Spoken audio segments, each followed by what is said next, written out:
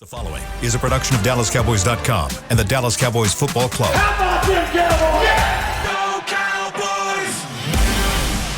This is Media Mash, a roundtable of Cowboys insiders dropping wisdom and offering sizzling takes on the current state of your Dallas Cowboys. Now, your host, Newy Scruggs. Trade deadline Media Mash. Let's ride. You see him on their phone. John Machota, The Athletic. Patrik Walker of DallasCowboys.com looking frantically to see, did Gerald Wayne Jones do anything on this Tuesday at the buzzer to secure the future of the Dallas Cowboys, who are 6-2 heading to the bye week? You guys are still scrolling, so that looks like a no. Oh, I was going to see no. if you want to jump in. Go ahead. It's a no. It's a no. So the Cowboys we're at the trade deadline officially, and no news upstairs as far as any looming talks or anything. So it doesn't look like it's going to happen. So the Cowboys make one trade this season. That's going to be defensive tackle Jonathan Hankins. Last week, he made his debut on Sunday for the Cowboys. Gave up a 6th rounder to get Jonathan Hankins. And yeah, that's where we are. Cowboys 6-2 going into the bye week. One trade, nothing more. John has a smile. Oh, it'll be sold in a totally different way. It'll be, we're getting James Washington back, Tyron Smith's coming back, Jalen Tolbert is starting to scratch the surface. We played him last week. Those are their trades. That's who they're getting. Those are their roster additions. Newy, what does that do for you? It's the same old 4-letter sentence we get. We like our guys. We like our guys. Okay. Jerry said he had some things cooking. The team has some things cooking. I'm confident they were having conversations with teams, but he also said, and when he said this next statement, this is what kind of led me to lean toward not believing that anything will happen today. He said you have to be careful about being aggressive in these instances. When he was talking to 105.3 FM, The Fan, earlier today, basically said, it works out for you when they, as in other GMs, come to you with offers. So sounds as if it was a situation where they did get calls, but they weren't necessarily making them, if I had to speculate on that based off of what Jerry said. So, again, the end result is the end result. Jonathan Hankins is the sole trade of the 2022 NFL season for the Cowboys. Yeah, the only thing that will make this a little bit more interesting is if, things get leaked out about what certain players could be had for. And it'll happen. Yeah, or for and what they were available for, and that probably won't be good for fans. They probably won't like to see that, particularly at the wide receiver position. I don't know. I feel like they needed to do more at wide receiver, and we'll see. It might be fine, and they might, go with their guys, and it might lead to a great season. But if it doesn't, I think we'll end up looking back in the trade deadline. It's not like, because I hate to just look at it from a Cowboys perspective. Mm-hmm. It's you just look across the league. Right. Like it's today's been entertaining, and I feel like it's trended in that direction over the last few years where teams are making more moves like this. And I just think you look at it from a perspective of, if you're not going to do it now, then when is it going to happen? Because this just looks like not only where the team's headed, but also how wide open the NFC is. It seems like this would be a great time to. You know what I wonder, John? Roster. I wonder because in saying that the Cowboys didn't make any additional trades today, and I think we can all agree that if they were going to make one, it was probably going to be at the wide receiver position. There's interest in a guy like Brandon Cooks, for example, but Cooks didn't go anywhere. The Texans didn't move him anywhere. So it makes me wonder if either one or two things happened. If either the Texans' asking price was too high on Cooks, or it was feasible until Claypool yielded a second-round pick. And then the Texans doubled back and said, hey, well, if Claypool can get a second-round pick, surely for a multi-1,000 year receiver in Brandon Cooks, we can get more than that. So, the tough thing with those, though, are the contract, too. That's the thing. A lot of people say with the Mark Cooper thing, they want to compare it to Claypool. Like, you can't compare it because it's not apples to apples. So there's a lot more to it. And then let's be honest, they're going to know a lot more about the players. Mm-hmm. They've watched all the tape on these. The thing that we do after the Hankins trade is like, I'm going to tell you how he fits in. Like, do you really think that I really know better how he's going to fit in than someone that's watched all? I mean, Jonathan Hankins, like I knew going in that they were going to trade for Jonathan Hankins. Like I knew three. I was just telling Todd Archer this. Like how often, or here, even this, Newy, when's the last time that you can remember the Cowboys making a move? It doesn't even have to be a trade. That when it's actually happened, you were like, oh yeah, we knew that was going to happen. Like you look back, like the Michael Bennett trade, Robert Quinn, Amari Cooper. You might have known certain positions they were looking at, but in terms of the players they added, I can't remember the last time we were like, oh yeah, I knew they were going to trade for Roy Williams from Detroit, or I don't know, I wasn't around here for Joey Galloway. But when's the last time that the ESPN thing comes up and you're like, oh yeah, we knew this was coming down? The Galloway trade was not a surprise, and the reason I say it was not a surprise because this was one trade that actually, when you saw it, fit. Yeah. And you saw it because they were getting Keyshawn back. Right. Keyshawn didn't like Gruden at the time. Yeah. That was toxic. Keyshawn was Bill's guy. Joey Galloway fit more of what John was looking for, speed guy. So that was one of those where we kind of thought about it a little bit like, this makes sense. And of course, Bill was always about trying to chase down some of his guys. So, yeah. So it ended up working out here. When I look at Chase Claypool for a second-round pick, I had this conversation with Barry Church. We were just talking before I came into the Star, and I said, with the Cowboys having to pay a lot of good players coming up, a second-round pick is valuable to them. That is a starting player at a low cost. You hope that the player can do more than play special teams like Kelvin Joseph. If we can get a lot more than that. It's Sam Williams. You hope you can get Trayvon Diggs type, at your second-round pick. Yeah, and I said, Marcus Lawrence. Yeah, I said it's just too valuable. I mean, yeah, you like a receiver, but when you're talking about a second-rounder, yeah, I'm sorry. I don't see them being able to do that when you think about financially how they are. And your second rounder isn't even going to beat what they offered because it's the Bears' second. There is going to be a higher pick. They're going to take that. Wonderful point that fans need to understand that when you see these picks that are being given up, not every pick in each round is equal. So yeah, you might see it come across the transaction wire as a second round pick, but whose pick is it? Right? Where is that second round pick going to happen? Is it the top? Is it the mid? Is it the bottom of the round? And that matters because an early second round pick is essentially a late first round pick, right? So you got to think in terms of that as well. So I was completely out, and I could not chuckle hard enough at seeing a second round pick given up for Claypool. Now, if you're the Bears, you could say they basically flipped.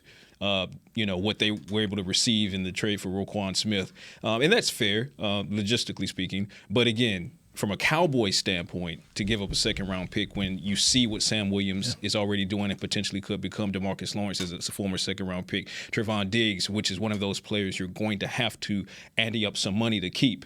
Micah Parsons is not far behind. You're talking about keeping some key players.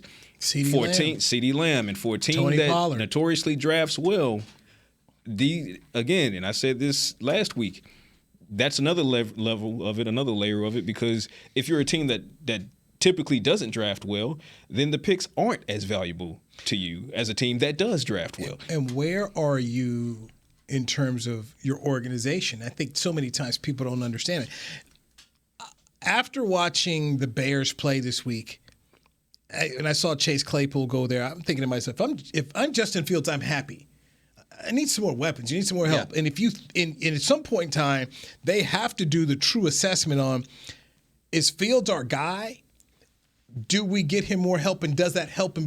You look at Jalen Hurts. You gave Jalen Hurts a weapon like A.J. Brown to go with Waddle. You're seeing what you can get out of the player. So I'm one of these guys that thinks if you draft these quarterbacks here, get them some offensive linemen, get them some weapons so you can make a acute decision about whether the guy can play or not play. So I think of that as being positive. Bradley Chubb traded to Miami from Denver and for a first rounder and Chase Edmonds. And I think to myself, boy, how bad has John Elway just screwed this thing up for himself? They could have had Josh Allen. No, we want Bradley Chubb. So no Josh Allen. Now you don't have Bradley Chubb. You've traded all this capital for Russell Wilson, which is why I look at the Chubb deal. I say, okay, you're getting a first back because you have to now start to get some of these. They gave up. I don't think people realize how they gave a lot for Russell Wilson. It's bad, and you've got to start to get some of this capital back here that you've traded away. And that's one reason why Carolina moved on from Christian McCaffrey. You didn't have to pay the salary. You've got to get some of this trade capital back for these bum quarterbacks that you paid for. But you give all that up because Russell's going to lift it all up. You don't believe that's going to happen? Let's ride. Yeah, you say it before every show. Cannot overcome bad coaching. I can't tell you the last time I saw someone as bad as Nathaniel Hackett running a football team. It's awful. Now, we were there for the practice in Denver, in the summertime. And I thought some of the stuff I saw from him was a little hokey. It's kind of like Nick Sirianni. It's kind of like a clownish, goofy. I'm glad you brought that up because I was about to say, like, I was gonna let you go for a while. And I was gonna be like, hold on, but what about the guy in Philadelphia? And I just sit up here and I just say, man, how long does this stuff last? Yeah. But good players help you last. Right, that's true. Russell Wilson coming into last year, he wasn't running as much. There were some holes in his game, and props to Pete Carroll and John Schneider. A whole lot of folks owe them some apologies because they saw that he was on the down. He's 33 years old and they're stuck. So, but I do believe that you've got a bad coach, and he should be one and done. The man had to go hire someone to help him manage the game. First off, why wasn't he brought on staff from day one? Right. Their staff is young and inexperienced. He clearly doesn't know what he's doing. The man didn't call plays in Green Bay. Matt LaFleur called the plays in Green Bay. Right. Where did he call plays at? Jacksonville. Bro, who gets a job because you was with Blake Bortles? Who gets a job in this league?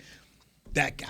Well, and tying it into the Cowboys, I just think of when that deal went down to get Russell Wilson, how loaded we looked at, the AFC West and how that looked like that was going to be the bar for the NFL.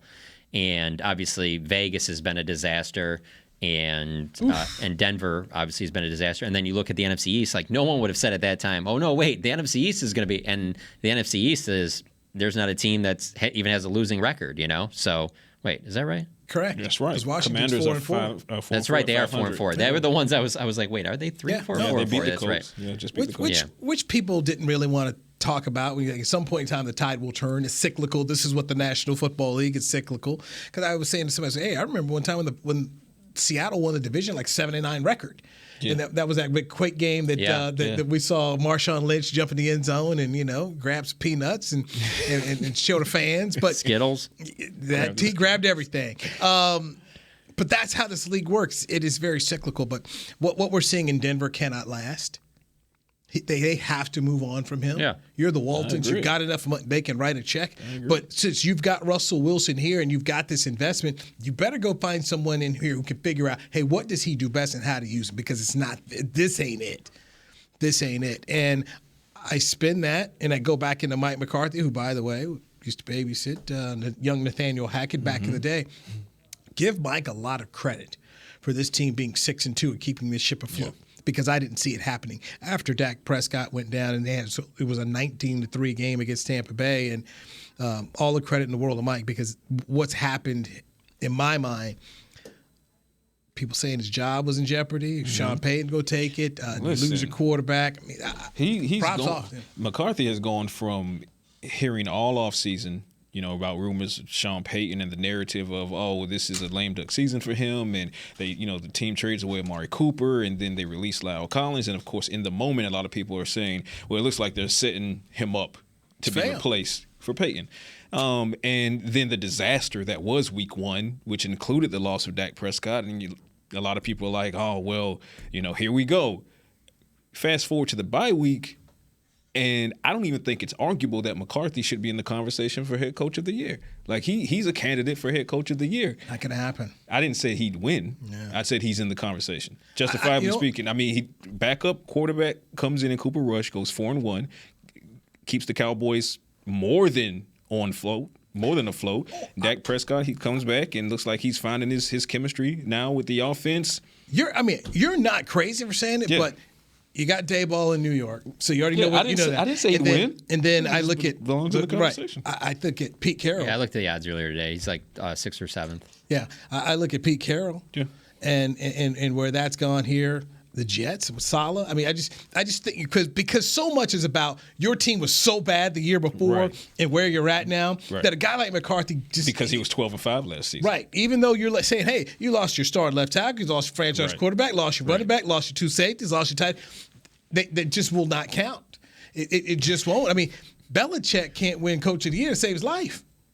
They're just not going to give it to him. Yeah. That's so after a while. I think that's the Zach Martin principle, where it's just like when you're so good for so long, you have to do so much more going forward to remind people that, the platinum standard is still platinum, because they start looking at platinum as copper because you've been doing it so long that they get jaded on it, right? So it's like when you're ranking players, week to week and say, okay, well, who were the top Cowboys players coming out of any respective game?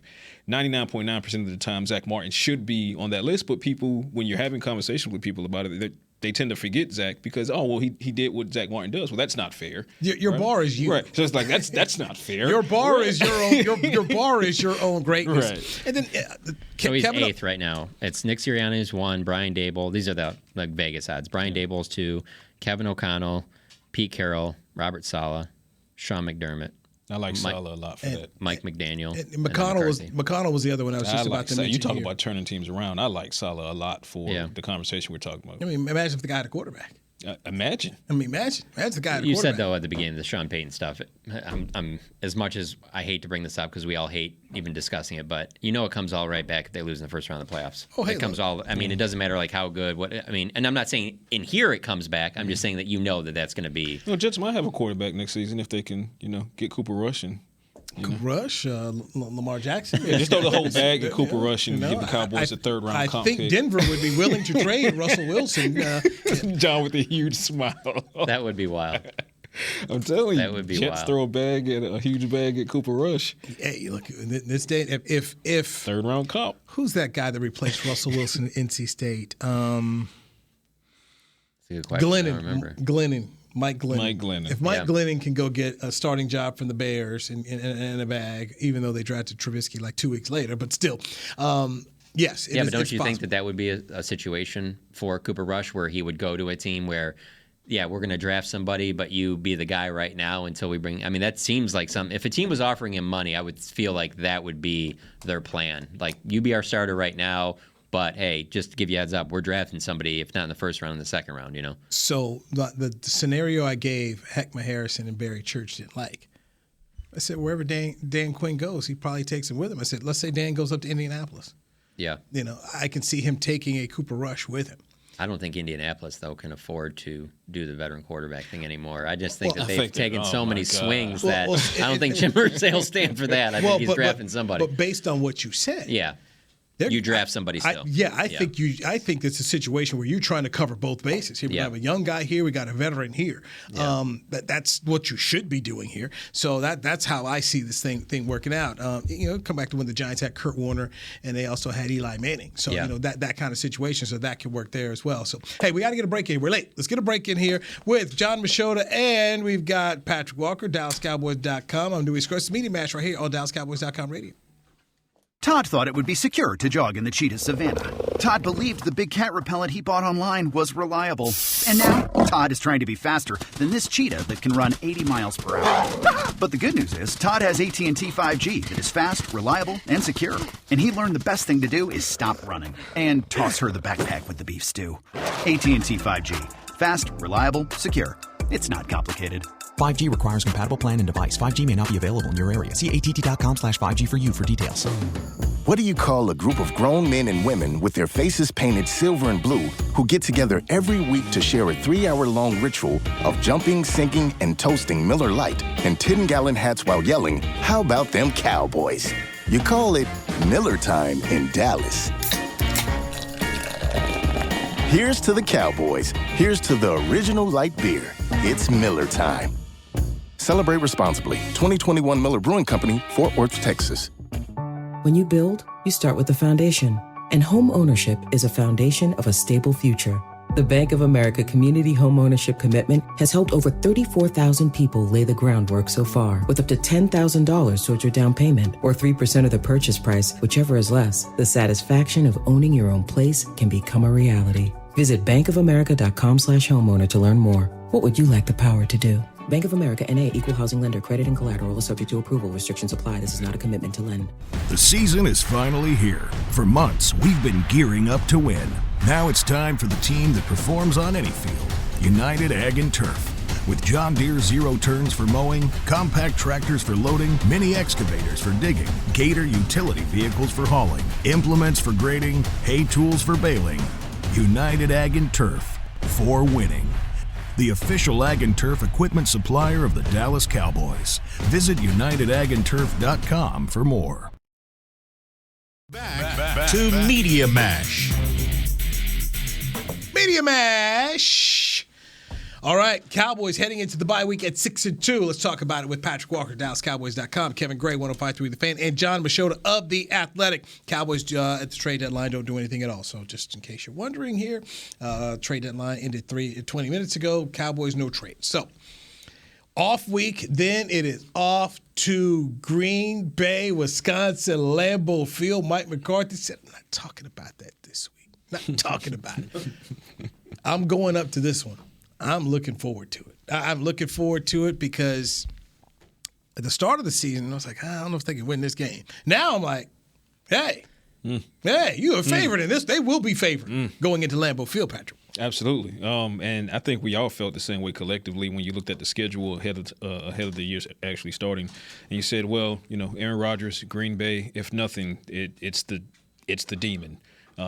That continues to find its way into cutting off the knees of the Dallas Cowboys. But over the course of the first half of the season, Green Bay just continues to spiral more and more each week to the point where now you see Aaron Rodgers just flat out throwing guys under the bus, everyone except himself. Because he goes off on the tangent. I don't blame him, man. Listen, I don't blame him. The optics of it are horrible. I'm fine with you holding your guys accountable. That's not my problem with it. My problem with it is from a leadership perspective, in the same conversation that you're throwing these guys under the bus, when you are now posed the question, well, what about you? Even if you believe this in your head, which is totally fine because you're a competitor and you're a future Hall of Famer, that's fine. But you have to frame it a certain way and say, well, you know what? I have things I can work on as well. Because even though you're a future Hall of Famer, you've made mistakes. You've made bad throws. He's a critical Hold thinker, on. But then he's – right. Okay. Don't get me started on that one. But then he says, well, after throwing everyone under the bus – he's asked about himself, and he says, well, I'm coming off of the highest graded game of the season, my coaches said. So the implication is it can't possibly be me. Like, none of this is my fault. And then turns around and says, we're right where we need to be because now nobody believes in us going into Buffalo. Okay, well, now you're coming out of Buffalo. You got slapped around in Buffalo. I'm going to be honest with you. First off, I did pick Minnesota to win the division. I had the Packers make the playoffs. Missing the playoffs. Had them missing the playoffs. But it really...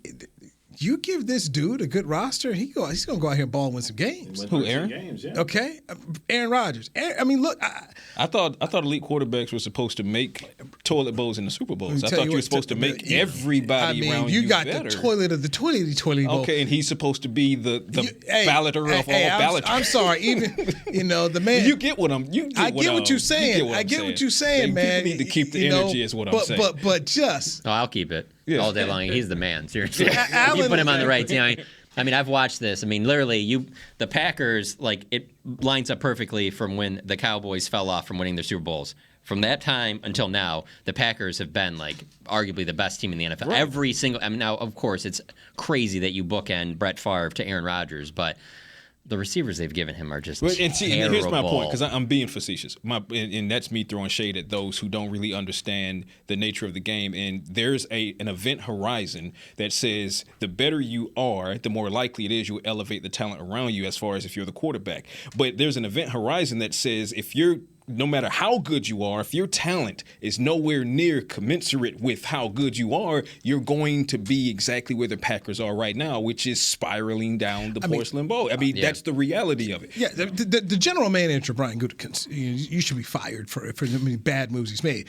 But put Aaron Rodgers on that. It started with the Jordan Love stuff. Yes, he's been. But you give Aaron Rodgers what Tua's got. That team might, that team might be 7-0. Yeah. Give him some real talent. Hell, give him Amari Cooper like Jacoby Brissett had last night. These guys are bad. Yeah. They're really bad. As bad as the Cowboys could use another receiver right now, you would want nobody off that team. Nobody. That's a bad group of guys. This is who the Cowboys defense is about to go against in a couple of weeks. That's just you know what? They're licking their chops. Frustrate him, get on after him, so he's looking around. Where's your block? He might pull a Tom Brady, start cussing dudes out on the sideline. Might pull Antonio Brown, take the jersey off. But I still need to see it to believe it. Because I still think there's just so much evidence that you're speaking from a place of trauma. Let's just see what happens and watch him just have the best game of his life in this game, and then all of a sudden it's the Cowboys game, of course. Yeah, I don't know. Or what I always say, when they play Aaron Rodgers, we know how it ends. Everyone dies. Yeah.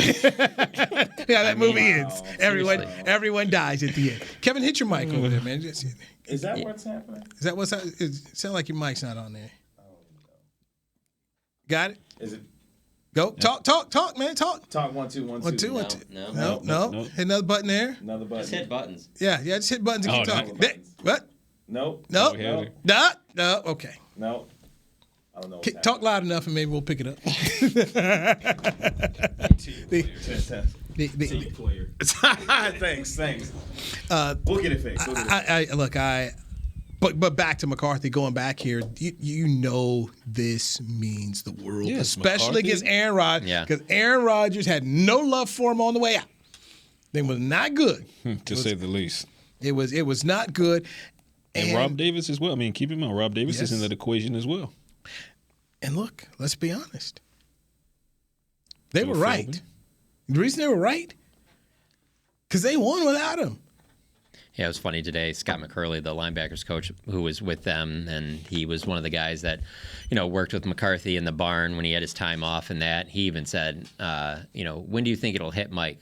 Will it be one of those things where he's pulling up to the stadium, the game day and all? He's like, oh, no, when that plane lands, because they're flying into Green Bay. Normally they fly into Appleton. They're flying into Green Bay. He's like, as soon as that plane lands, it'll hit him for sure. But that's the thing. Mike probably wouldn't want to talk about it, but the player's obviously going to know. This is Coach's first time going back there. He's got a street named after him. They're going to know. Even if it isn't something that he says in front of them, maybe it's Joe Witt. Maybe it's, who knows. They're going to be well aware of what's on the line in this game and how important it is for Mike McCarthy to go up there and win. It's too much Packers blood running through the Cowboys coaching organization at the moment between McCarthy and Philbin and Rob Davis. And, I mean, the fields are going to be there. But for the players don't care. You talk about somebody like Micah. Micah's just going up there to eat faces, right? But yes, but at the same time, I feel like this is a group of guys that really want to play for each other. And I can see guys hey, look, man, we want to come out here and get you this. Right. There's no question. I already got it already. If they win this game, that video that they put up right after is going to be like a Zach Martin or somebody giving Mike McCarthy the game ball. It's one of those things like that. It won't be. They'll be, whenever we're in the locker room next week, they'll tamper it down and they won't say very much about it and they'll try and downplay it. But there's no question, behind the scenes, to a man, they want to win this game for him. So here's the interesting thing, okay? After the game, when they win, because you know how you got to make the choice. Mm-hmm. Do you go to Jerry or do you go to Mike's presser? We used to just blow Jason off. It's like, go get Jerry. Go get Jerry. You got to go to Mike. You got to go to Mike. If they pull this off, you got to go to Mike for a lot of reasons. Every reason that we just stated, but then there's the added reason of, the fans are going to want to hear Mike's feelings after this, because there's an added layer from a fan standpoint. Although the game logistically won't mean as much as what happened in the 2014 divisional round. But there's the oddity of Mike McCarthy going back into Green Bay wearing Cowboys colors and defeating Aaron Rodgers, the guy who he had, let's just say, beef with on the way out. I mean, all these stories, it's just fun. So you got to... You don't think Jerry's going to take the game ball and give it to him? What's Jerry going to do with the game ball? Oh, I think we're in the building now. There you go. Oh, hey, here we go. Hey, we're riding. Yeah, you're right. All right. Yeah, let's ride. Found his voice. In the microphone. It's just there. So what do you think? Come out. Yeah, jump in. Just say something real aggressive right now about anything. I think Aaron Jones runs for 200 on the Cowboys. Whoa. With your chest. You want hot take? You want... As someone who has Aaron Jones in fantasy, I want the Michael Jordan thing. It was always Michael came to my town. I watched him score 50 on my boys, and we wanted the buzzer. That's what happened. The first time he ever played the Charlotte Hornets, when he was a member of the Bulls, dude comes back to Charlotte Coliseum. I think he threw like 46 or something like that. And Kurt Rambis hit a tip at the buzzer, and the Charlotte Hornets ran off the court. That's it. So if Jones does that and they win the game, yeah. But they do need to work on that run defense. Yeah. That run defense worries. You know what? Let's take a break. I want to get back. I want to get into the run defense here because I've heard different takes on this come Monday. Some people saying, man, enjoy the win. You're worrying too much. Other people saying, hey, look, this matters. Let's take it around the table with John Machota, Kevin Gray, Patrik Walker. I'm Newy Scruggs. It's Media Mash right here on DallasCowboys.com radio. The season is finally here. For months, we've been gearing up to win. Now it's time for the team that performs on any field, United Ag and Turf. With John Deere zero turns for mowing, compact tractors for loading, mini excavators for digging, Gator utility vehicles for hauling, implements for grading, hay tools for baling. United Ag and Turf, for winning. The official Ag and Turf equipment supplier of the Dallas Cowboys. Visit UnitedAgAndTurf.com for more. Todd thought it would be secure to jog in the cheetah savanna. Todd believed the big cat repellent he bought online was reliable. And now, Todd is trying to be faster than this cheetah that can run 80 miles per hour. But the good news is, Todd has AT&T 5G that is fast, reliable, and secure. And he learned the best thing to do is stop running and toss her the backpack with the beef stew. AT&T 5G. Fast, reliable, secure. It's not complicated. 5G requires compatible plan and device. 5G may not be available in your area. See att.com/5G for you for details. This week! Did you get to work on time? Yeah, but I just realized it's Sunday. Little Sweet says head on home. Dr. Pepper's on its way. So sweet, unique. Baby, there's nothing better. I bet you've probably done something that deserves a Dr. Pepper. Did you invest your nest egg in an NFT? Yeah, and I don't even know what that is. It's a non-fungible token. Everyone's done something that deserves a Dr. Pepper. When you build, you start with the foundation. And home ownership is a foundation of a stable future. The Bank of America Community Home Ownership Commitment has helped over 34,000 people lay the groundwork so far, with up to $10,000 towards your down payment or 3% of the purchase price, whichever is less. The satisfaction of owning your own place can become a reality. Visit bankofamerica.com/homeowner to learn more. What would you like the power to do? Bank of America N.A. Equal Housing Lender. Credit and collateral is subject to approval. Restrictions apply. This is not a commitment to lend. Back to Media Mash. All right, Media Mash. On the trade deadline, Cowboys don't make any trades at all. All right, let's talk with John Machota of The Athletic, Kevin Gray, 105.3 The Fan, Patrik Walker, DallasCowboys.com. The Chicago Bears, 240 yards of rushing on 43 carries, even though they lost 49-29 to the Cowboys at AT&T Stadium as Dallas improves to 6-2. I said before the game, I'm worried about this run defense. So I'll start with you, Kevin Gray.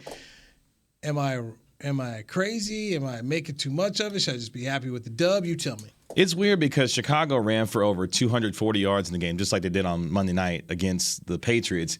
But it felt like the Cowboys were still in control of the game because the more you ran the ball, the longer drives that they had, it didn't necessarily matter. They just kept the ball and just kept running it. But they weren't necessarily scoring when it mattered most in the end. Cowboys, I think, got dominated. I think the Bears had 36 minutes of time of possession on Sunday, but it didn't matter because they still lost by 20. I think it's different going against the Packers because you got a guy in Aaron Rodgers who will exploit you and be able to capitalize, I feel like, on long drives, unlike Justin Fields did on Sunday. So I'm looking at the numbers and my eyes started to pop because I'm watching Aaron Jones here apparently averaging 6 yards per carry this year with 575 yards on the ground. And while, yeah, Aaron Rodgers hasn't been Aaron Rodgers-esque, this game concerns me because what the Packers are able to still do well, which is run the ball, you still can't do well in defending the run. So I have concerns still, and I think those concerns will still be there even with the addition of Jonathan Hankins. I think two things can be true. One, you can enjoy the win, and two, you can enjoy the win while understanding you still have opportunities for improvement. I do believe that the Cowboys still need to improve their run defense, but I wouldn't use the Bears game as a barometer or as a means of pointing to that and saying, hey, look, the Bears ran up 241 yards. I don't care. I personally don't care. Well, why don't you care? I don't care for the same reason that Kevin just alluded to. The Cowboys basically let them run the ball. We get off to a fast start, the Cowboys do, 14-0, 21-7, et cetera. And the Bears, knowing that they don't have any wide receiver targets, knowing they don't have a passing game, what do? They keep running the ball. And if I'm Mike McCarthy and I'm Dan Quinn, I'm like, by all means, continue to run the ball because you're also running the clock down. You're not getting any touchdowns off of these. and the scoreboard and the clock is working against you, have at it. You could have run for 300 yards if you wanted to. I don't care. Not all rushing yards are created equal, much like not all passing yards are created equal. That's why you have yak as a category and you have air yards as a category. But these, I could see if it was a close game, if the Cowboys were, ever truly lost control of the game, if it went down to the wire and they had given up 240 yards, you could say, well, the reason it went down to the wire, the reason they almost lost this game was because of that. But it's not. Those yards were mostly of no consequence. Cowboys backed up and said, we're going to sell out on the pass because we know you can't pass, but we know you need to pass. If you want to run the ball, run the ball. Have a 300-yard day. You're still going to catch this L. John. Yeah. I still have concerns about the run defense in terms of, and again, I probably talk about this too much, about the playoffs, because that's what I care about. I've just covered too much. I don't care about the regular season. I don't care really about the Bears game because, to be honest with you, nothing that happened in that Bears game will work against a really good team. It's great to have to flip it over on the offensive side. It's great Dak's back and he's throwing all over the yard and they're going up tempo and they're running the ball well and all that. That's great. We even seen that after the offense started slumping last year, and then all of a sudden you play good teams and it's like, is that really going to happen? I mean, like, for example, that team didn't have anything that scares you on defense, so you can go up tempo because no one's going to knock you off of your game. You can stay ahead of the chains. So the Bears game entirety, like, none of that really for me translates over to when I start thinking about the playoffs. And then to your point, the same thing with the run defense. Like, I just don't see really good teams still running the ball if they're down late in the fourth quarter like that. So it's hard to take anything from that game and be like, oh, I can see how this will be against, I guess like Philadelphia or Minnesota or some of these playoff teams. So I do still have concerns about the run defense. Adding Hankins, I think, was a big move in the right direction. And as long as they can stay healthy on that side of the ball, I think they're trending in the right direction where they'll be better on the run defense, but they're not going to be a team that just shuts down teams in the run. And I go back to what you talked about, and I come back into this.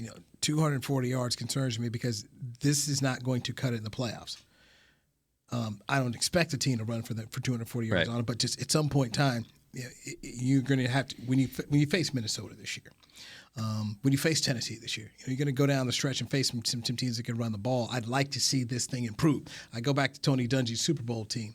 I think they were dead last in rushing, got it together at the end, went on a roll, and won a Super Bowl. So no, you do not have to have 22 perfect players out there. Every unit going to be you're going to have to cover warts.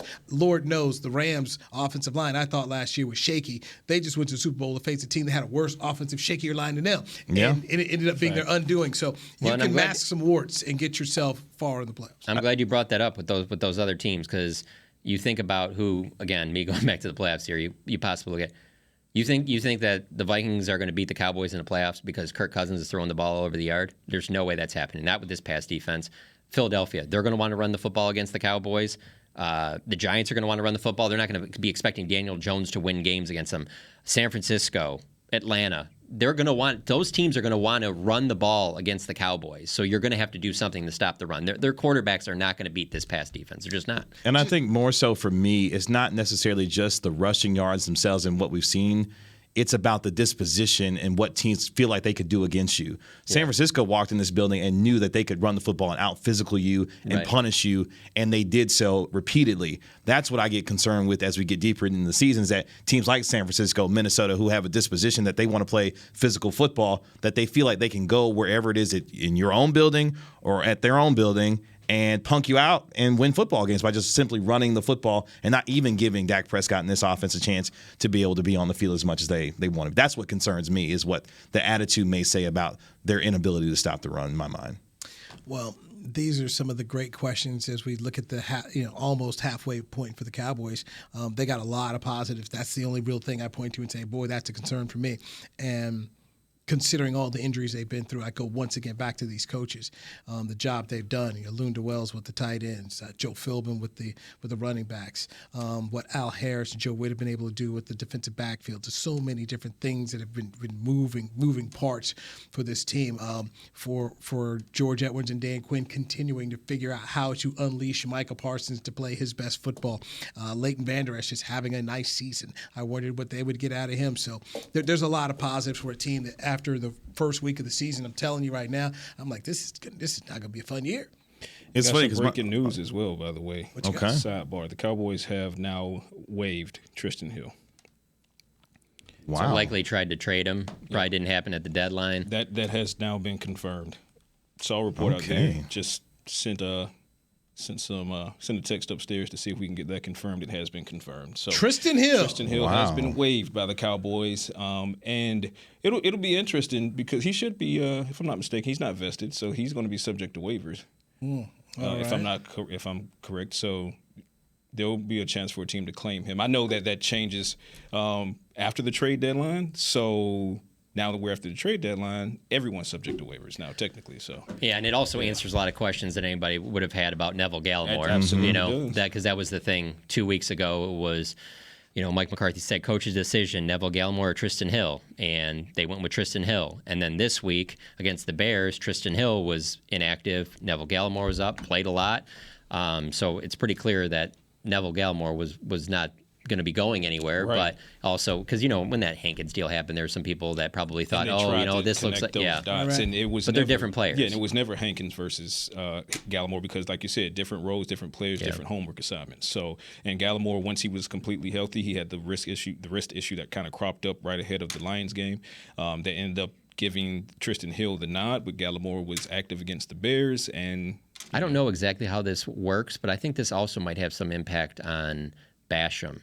Because Basham was a guy that it was gonna be tough on the defensive line numbers. They were getting pretty tight there, and so with Basham, I would think that with this move, then he's probably good to go for the rest of the season because he's coming back from the IR. Spoke with Basham a couple of days ago, and he said that exact phrase. He said, "I'm good. I'm solid. I'm good to go." And they've already activated his 21-day window. So you have that. That's going to be. It goes down to numbers. There's one on the defensive line, but just as a roster as a whole, I fully expect that James Washington, after the bye, if not as early as next week, he might see his 21-day window activated, so that he might be available maybe as early as. Gut. This is just gut. Maybe as early as Vikings. I'd be surprised if he was on the field for Green Bay. But a lot is at play here. And Tristan Hill, he's the odd man out now. Yeah. So. What are we hearing from the assistant coaches? They made them available today. Quite a bit, actually. I thought that I know you and I were both here at the same time. I thought Skip Pete was awesome. Skip is the him when it comes to speaking about or getting intricate. Detailed information about the thought processes on what's going on in his particular position unit. And obviously, he's been around a long time, too, so he has great examples. And he's not oblivious to what's going on. The Raiders example? Yeah, the Raiders. He had a ton of Raiders examples. He talked to me about Jackson that in Denver. And Marcus Allen he talked to me about that. Van Egan and things like that. And basically what he said was, I love how he positioned it as, for those that are wondering, or saying, Tony Pollard should be RB1, he should get the bulk of the snaps. Skip was very blunt in saying Tony ran out of gas on Sunday against the Lions. He said after he did that 54-yard touchdown run, he came over to Skip and said, I'm done. That's it for me for the day.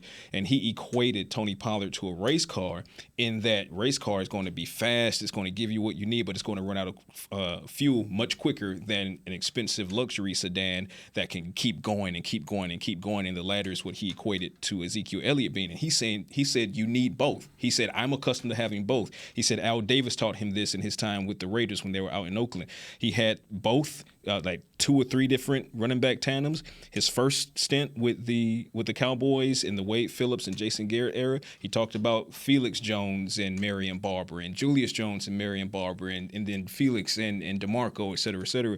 So he said this is what needs to happen. And I love how he put it schematically, because he said defenders have come up to him and said, hey, the way you guys are playing makes it very difficult for us from a muscle memory standpoint, because here you have Zeke as the primary and Tony's faster. So you have Zeke as the bruiser. When Zeke beats the A or B gap and he gets to the second level, 2 or 3 times in a row, now as a defender, you have a certain lane, a certain angle that you're taking to stop Zeke. That's what now you're getting used to, and all of a sudden here comes Tony, runs the exact same play, but by the time Tony gets to that spot, the line that you took thinking it was Zeke subconsciously, and Tony gone. Tony's gone, and now you're chasing Tony, right? So that is the dynamic that the Cowboys are working for. And I just liked it that he verbalized basically what a lot of people are probably thinking.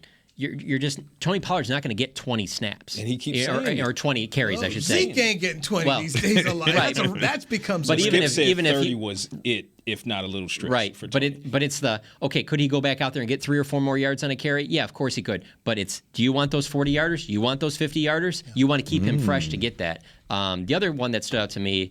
Another great quote I like. I wish we could talk to the assistant coaches more. We got to talk to him today because it's the bye week, and then the only other time we get to talk to him is in one day in training camp. It's like about a 30-minute thing. They kind of bring them all out, and then you kind of get who you can get and try and make the most of it. But I love talking to Joe Witt. Awesome. Great quotes, as again, a lot of experience, a lot of different things to talk. Anyway, he was telling, I asked him about Micah, and I was like, so, how does he stand out to you? How do you compare him and things like that?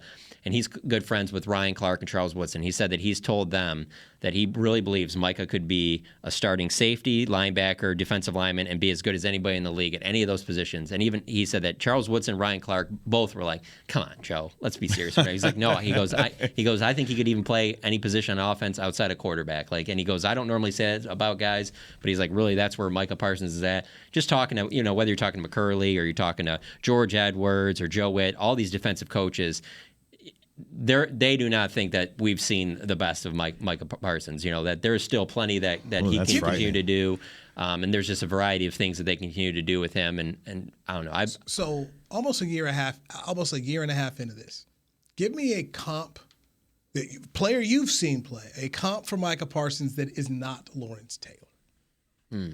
Kevin Starr. Oh boy, I got a guy. I guess in most recent time, because he's been in the league for a while, I'll just give it to him. I'll say T.J. Watt. Okay. Patrick? I like that as far as archetypes go. Yeah. Jeez, that's a rough one. I think I know what you're getting at here, obviously, when they asking this question. Pass. Yeah. The one that I've just heard the most is Clay Matthews, just because it's McCarthy talking about how he used Clay Matthews when they won the Super Bowl, but obviously, he's not. That's still vastly different. Matthews not nearly as athletic as Parsons. Yeah. Right. And I said, taking Lawrence Taylor out of the equation, when I think of Micah Parsons, I just think of a pure weapon. It's just where's this guy out on the field? It's Junior Seau. Yeah. And I just think of just, the ability. What about Derek Brooks? I'm sorry, not Derek Brooks, but Derek Thomas. Derek yes, I think so. Yeah. Derek Thomas as well, but just that ability Chiefs to know just who that guy is. Sure yes, do. I mean, boy, I go back to Derek Thomas, think about how great he was at Alabama, just about a one-man wrecking crew, just to show. But just with Junior, and also and the other thing was Junior's enthusiasm and just the way he, that whole town and everyone. Junior was just that kind of guy, and Mike is that kind of guy. I mean, you've got charisma, you got the there's so much with it's a total package, yeah. I mean, they are very fortunate to have that young man, and he's not 100%. Yeah, he's definitely not 100% at all. But he made the 2 biggest plays in the last 2 games. The chase down from behind against Wright, the tight end from the Lions, and then him. As much as we talked about the running game wasn't really doing much from the Bears' perspective. Who knows how much different that game is in the fourth quarter if he doesn't pick up that fumble and not only recover it but then return it for a touchdown. I mean, that the presence right of mind there, to get up and run. Yeah, that just sealed that game. The game was over after that happened. It's like Michael Jordan. I'm not losing. I'm not losing. I'm going to figure out a way to do it. Patrick Walker, Kevin Gray, John Machota, thank you guys. We appreciate you coming on here for the Media Mash. I'm Newy Scruggs. We'll talk to you next time right here on DallasCowboys.com radio. This has been a production of DallasCowboys.com and the Dallas Cowboys Football Club.